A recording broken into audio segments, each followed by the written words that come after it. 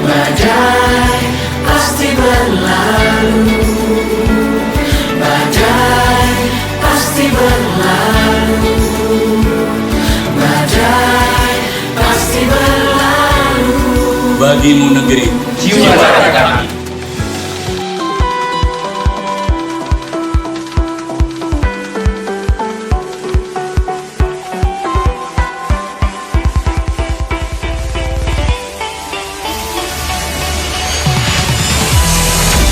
Pelajaran kali ini masih tentang ayat Al-Quran dan hadis mengenai kekuasaan dan rahmat Allah Subhanahu wa Ta'ala. Kali ini kita akan membahas surat Ali Imran ayat 190 dan sebuah hadis riwayat Imam Bukhari tentang kekuasaan dan rahmat Allah Subhanahu wa Ta'ala. Mari terlebih dahulu kita baca surat Ali Imran ayat 190.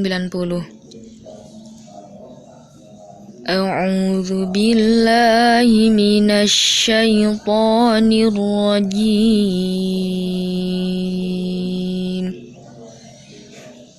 Bismillahirrahmanirrahim.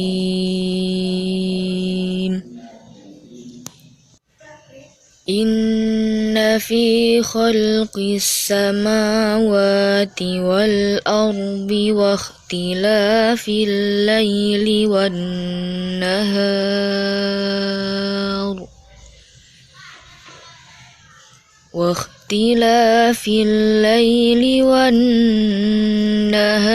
la ayatin li ulil albab. Yang artinya, sesungguhnya dalam penciptaan langit dan bumi dan pergantian malam dan siang terdapat tanda-tanda kebesaran Allah bagi orang yang berakal. Ayat ini menjelaskan tentang kekuasaan Allah dalam penciptaan langit dan bumi, serta fenomena bergantinya siang dan malam. Jadi, terdapat tanda-tanda kebesaran dan kekuasaan Allah. Bisa kita ambil contoh, pergantian siang dan malam, tentu semua itu hanya bisa dilakukan oleh Allah Subhanahu wa Ta'ala. Secanggih apapun teknologi yang ada, tidak akan mampu mengatur perubahan siang dan malam seperti yang dilakukan oleh Allah Subhanahu wa Ta'ala. Nah, tanda-tanda kebesaran dan kekuasaan Allah seperti ini hanya bisa dipahami oleh mereka yang tergolong dalam ulul albab. Nah, sekarang siapakah ulul albab itu? Orang yang sempurna akalnya dan cerdas dalam berpikir. Menurut Ibnu Katsir, ulul albab adalah orang yang selalu taat kepada Allah, merenungkan ciptaannya, dan memahami bahwa semua ciptaan Allah itu merupakan tanda kekuasaan Allah Subhanahu wa Ta'ala.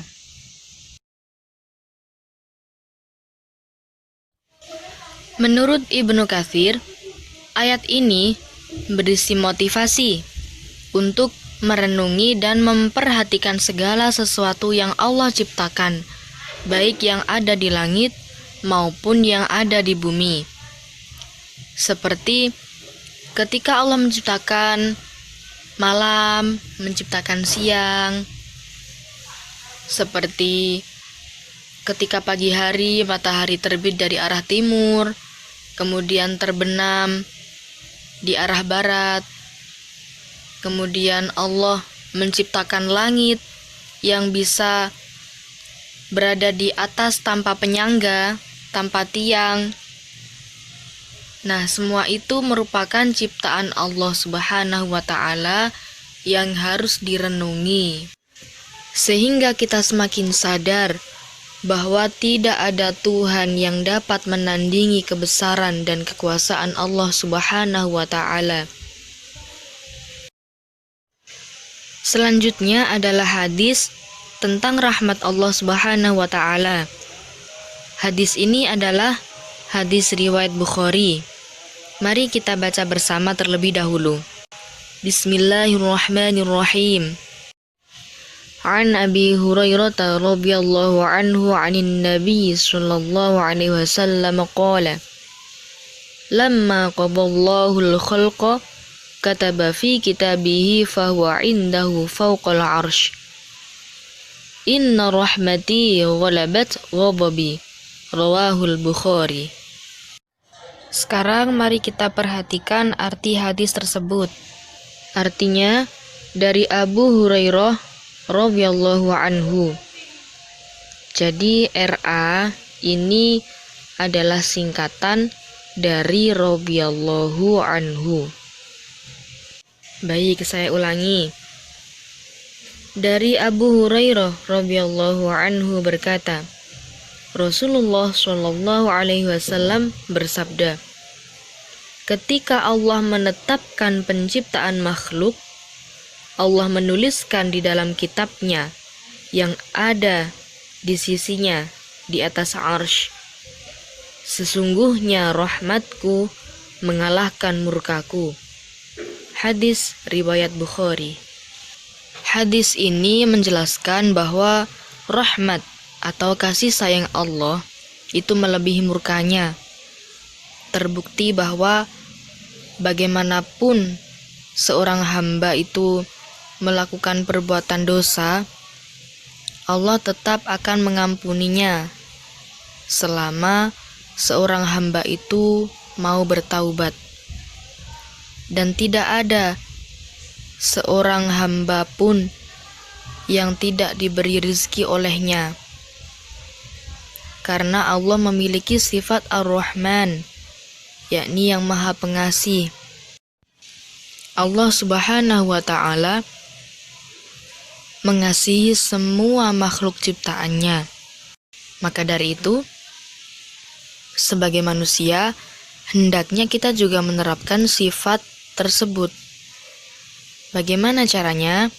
Yakni dengan saling menghormati dan saling menyayangi antar sesama.